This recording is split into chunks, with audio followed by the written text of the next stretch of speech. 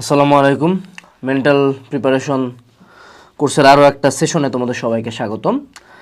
আজকের আমাদের আলোচনার বিষয়বস্তু হবে ডিপ্রেশন। তো আমি আসলে কোনো সাইকোলজিস্ট না, সাইকিয়াট্রিস্টও না, আমি ইয়াহিয়া আমিনও না, ঠিক আছে? তো আসলে তারপরে ডিপ্রেশন নিয়ে কথা বলতে হয়, কারণ রিজন হলো আমি একজন ডিপ্রেশনে ভোগা মানুষ। আমি নিজেই সিভিয়ারলি ডিপ্রেসড এখন, বাট একটা স্টেজ ছিল যখন আসলে ডিপ্রেশনের জন্য আমার বাঁচে থাকার ইচ্ছাই নাই হয়ে গেছিলো, সুইসাইডাল ছিলাম, ঠিক আছে? তো ওইখান থেকে কীভাবে আমি বের হয়েছি সেটা আমি বলবো। এখন কথা হলো যে তা ভাই আপনি নিজেই ডিপ্রেসড, আপনি কেন ডিপ্রেশনের টিপস দিতেন? ব্যাপারটা মনে রাখবা, এই আলোচনাটার একদম শুরুটাই করে এইভাবে যে সবারই লাগে ভাই, ট্রাস্ট মি। ডিপ্রেশন নিয়ে এই জেনারেশনের, ফার্স্ট অফ অল এই যে সোশ্যাল মিডিয়ার জেনারেশনের জেনজির অ্যাটলিস্ট 90% মানুষজন ডিপ্রেসড। এইটার কোনো রিমেডি নাই, এটার কোনো রিমেডি নাই। Depression is a part of your life. এটা তোমার লাইফের পার্ট, এটা তোমার আচরণের part, it's a part of you. তুমি যখন এটাকে পার্ট হিসাবে কাউন্ট করবে এবং তুমি এটা ভালো মতোই জানবে যে সবারই লাগে। এখন ধরো কালকে সকাল থেকে গোটা বাংলাদেশের সবার মাথা চুল পড়ে গেল, সব ছেলে মানুষ টাক, তোমার কিন্তু খারাপ লাগবে না। এখন তোমার একার মাথায় টাক হলে তোমার ঝামেলা লাগে। তো ডিপ্রেশন নিয়ে আমাদের একটা ভুল ধারণা যে আমার একার মাথায় চুল নাই। সিচুয়েশনটা হলো এরকম যে সবাই ডিপ্রেসড, বাট কেউ ডিপ্রেশন সত্ত্বেও ভালো থাকতেছে, কেউ ডিপ্রেশন দেখাচ্ছে না, আবার কেউ ডিপ্রেশন সত্ত্বে কিছুই করতে পারতেছে না এবং দেখাচ্ছে কন্টিনিউয়াসলি। That's the difference. এবং ডিপ্রেশনের প্রথম আলোচনায় হলো কয়েকটা স্টেজ আছে। ডিপ্রেশনের প্রথম স্টেজ হলো যে তুমি depressed and it is not affecting your life. মানে কিছু আছে না ফ্যাশনেবল ডিপ্রেশন, সেটা নিয়ে আমরা কথা বলবো। যে ডিপ্রেস লাগতেছে, ভালো লাগতেছে না, কি আছে জীবনটাতে, কেন চলে গেল, কেন এই হইলো, কেন রেজাল্ট খারাপ করলাম, এরকম কিছু একটা। আরেকটা হলো ডিপ্রেশন, ক্লিনিক্যাল ডিপ্রেশন, যে ও খাওয়া দাওয়া অফ করে দিছে, ও ঘুমানো অফ করে দিছে, মানুষের সাথে মিশা অফ করে দিছে, রুমের মধ্যে বসে আছে, সুইসাইডাল চিন্তা আসতেছে। সেকেন্ড স্টেজটাতে এটা কোনো ভিডিও সেশন দিয়ে হবে না, এটাতে একজন ট্রেইনড সার্টিফাইড সাইকিয়াট্রিস্টের কাছে যেতে হবে, যিনি অ্যাকচুয়ালি একজন ডক্টর, তার কাছে যাই এটা সলিউশনটা করতে হবে। প্রথম স্টেজটাতে হ্যাঁ এটাও লাইফে ইফেক্ট ফেলে, খারাপ লাগে, but that's not killing you. যখন এটা কিলিং ইউ পর্যায়ে যাবে, সাথে সাথে আইডেন্টিফাই করে ডাক্তারের কাছে যাও। আমার কথা হলো টেক অ্যাকশন। এটা এমন একটা সময় হয় যে এই ডিপ্রেশন সুইসাইডাল হয়ে যায়, তা আমরা অবশ্যই চাবো না ওরকম কিছু হোক, বাট যেটা হলো আমাদের জেনারেশনের ফ্যাশনের ডিপ্রেশন, সেখান থেকে কেমনে বের হবো এখন আসি। তো ডাক্তার নিয়ে আমরা কথাবার্তা বলে ফেলছি। প্রথমত ডিপ্রেশন আসলে মূলত বোঝায় যে তুমি তোমার বর্তমান লাইফে যে কাজটা করতেছো, এই লাইফস্টাইলটা তোমার ব্রেনের পছন্দ হচ্ছে না, ও এই লাইফস্টাইলটা চেঞ্জ করতে চায়। এটা হলো ডিপ্রেশনের একটা বড় রিজন, নট লাইক দ্যাট এটাই রিজন, একটা বড় রিজন। তো মাঝে মধ্যে ডিপ্রেস যদি একান্ত খুব লাগে, যে একটা অনেক দিন ধরে ডিপ্রেস লাগতেছে, এটা হলো তোমার রেগুলার লাইফের মনোটনির কারণে। তো সুন্দর মতো ওই সময় একটা ব্রেক দিতে হবে। 2 থেকে 3 দিন কমপ্লিটলি নতুন একটা জায়গা থেকে ঘুরে আসো, একটা ট্যুর দিয়ে আসো, কিছু পছন্দের মানুষজনের সাথে, তুমি দেখবো অটোমেটিক্যালি ব্রেনটা রিকভার করে ফেলছে। এটা একটা ওয়ে, কিন্তু এখানে আমি যতগুলো ওয়ে বলবো দ্যাট ডাজেন্ট মিন এক্স্যাক্টলি ওই ওয়েটা তোমার জন্য কাজ করবে, অনেকগুলো ওয়ে মিলে একটা কাজ করে, ঠিক আছে? এরপরে আসো, সেটা হলো শেয়ারিং। ডিপ্রেশনের ক্ষেত্রে আমাদের মূল চিন্তাটা আসে কিন্তু যে আমি চাই শেয়ার করতে, আমার প্রবলেমগুলো কেউ শুনুক। এখন শেয়ারিং আমরা কোন জায়গায় করে ফেলি? ফেসবুকে। এবং শেয়ারিং আমরা এমন মানুষের সাথে করে ফেলি যে হলো একে তো আমার কোনো প্রবলেম নিয়ে তার কেয়ার হয় না, দুইয়ে সে এটা এনশিওর করে যে আমার প্রবলেমটার কারণে যাতে মানুষ শিট ফিল করি, বরঞ্চ এই কথাটা মানুষকে বলে বেড়ায়। তো শেয়ারিংটা অবশ্যই এমন মানুষজনের সাথে হইতে হবে, বাবা মা, ভাই বোন, বা বেস্ট ফ্রেন্ড, বা এমন কোনো মানুষ যে উইদাউট জাজমেন্ট জাস্ট আমার কথাটা শুনবে। He or she will listen and won't জাজ মি। তো একাধিক মানুষজনের সাথে শেয়ার করার কোনো দরকার নেই, এটাকে পুঁজি বানাবা না যে আমি ডিপ্রেস সবার সাথে কথা বলি না। এমন মানুষজনের সাথে শেয়ার করবা যেটাতে তোমার পেইনটা একটু হলেও লাঘব হবে। এমন কথা হলো ডিপ্রেশন আসলে মূলত হিট করে কখন?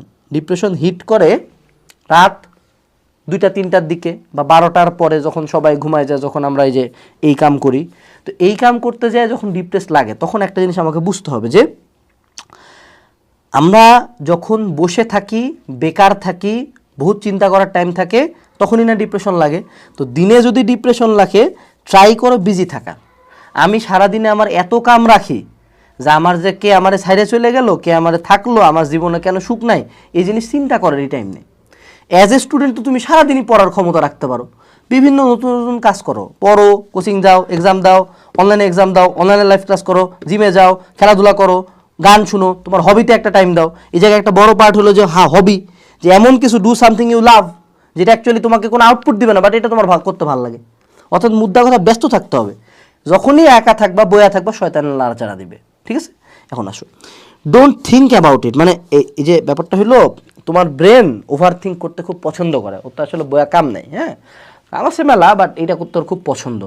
আমি যদি এখন সারাদিন চিন্তা করি, ইস আমার এই নাই, ইস চলে গেল, ইস ও এটা করতেছে মনে হয়, ইস হয় সুখ আমি নাই, এই থিঙ্কিং প্রসেসটা এটা একটা লুপ, চলতেই থাকবে চলতেই থাকবে চলতেই থাকবে চলতে থাকবে। লুপটা ভাঙতে হবে। যখনই মনে হবে ডিপ্রেস লাগতেছে, ওটা থেকে বেরো, অন্য কিছু একটা করো।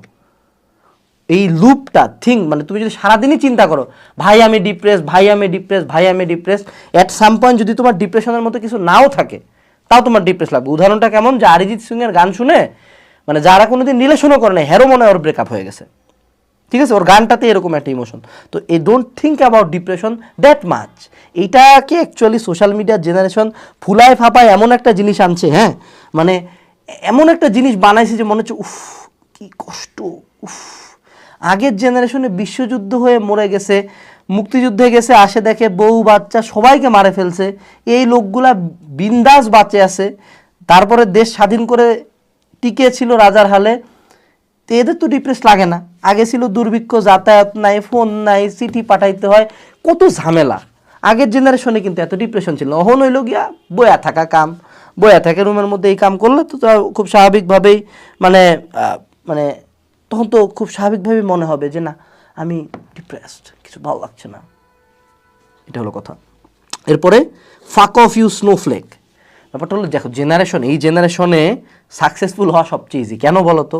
কারণ মেজরিটি হইল গিয়া লাইফলেস পিস অফ শিট, ফাক পুরা একটা, মানে লাইফলেস পিস অফ শিট। এদের লাইফে কিন্তু কোনো কাম নাই, সারাদিন রুমের মধ্যে বয়া থাকে, কারোর সাথে মিশে না, খেলাধুলা করে না, লাইফ নিয়ে কোনো উদ্যম নাই। এদের শব্দ সোশ্যাল মিডিয়াতেই কথা বলে, রিয়েল লাইফে কোনো কনফিডেন্স নাই, ক্যারিয়ার নিয়ে কোনো কাম নাই, শরীর নিয়ে কোনো কেয়ার নাই, শুধু এই কাম করে আর এই কাম করে। এই কইরা তো কি তোর কি বালের ডিপ্রেশন বে? এই বেটা তো কোনো ডিপ্রেশনই নাইবে, নাটক চোদাইস, সারাদিন রুমের মধ্যে বয়া থাকে, কি এর ডিপ্রেশন বে? হ্যাঁ, এই যে মেজরিটি ডিপ্রেশন, আমি বলবো ডিপ্রেশনের 90% কেস, এদের দরকার হলো মায়ের, মাটিতে ফেলায় মায়ের, এমন মায়ের দিতে হবে, খালি জানটা ছাড়ে দিতে হবে। তারপর দেখবো ডিপ্রেশন কোন দিক দিয়ে বের হচ্ছে। ঠিক আছে, পিছনে কুত্তা লালা দিয়ে তখন তো ডিপ্রেস লাগবে, তখন তো ঠিকই দৌড়াবি। তো এই যে বালের ডিপ্রেশনগুলো হলো তোমাদের, হলো মেজরিটি হলো বালের ডিপ্রেশন।